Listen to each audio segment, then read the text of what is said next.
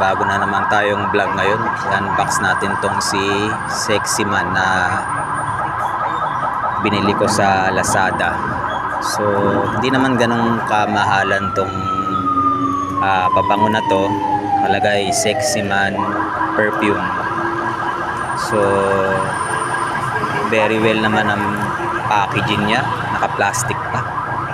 So okay. So makikita nyo na 55 ml siya. So hindi naman ganun kadami ang laman, pero testing natin kung okay ba siya. So ayan, makikita nyo naman ang mga nakasulat sa label niya.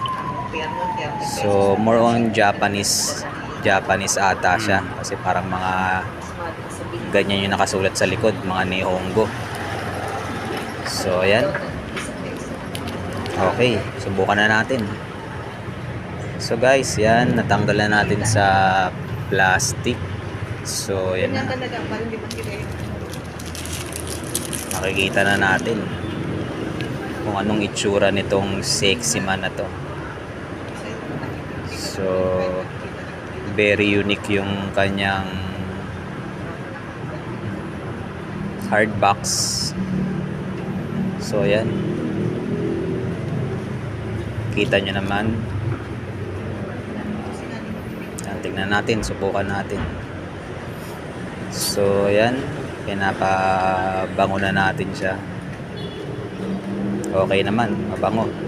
So ito, must have essentials.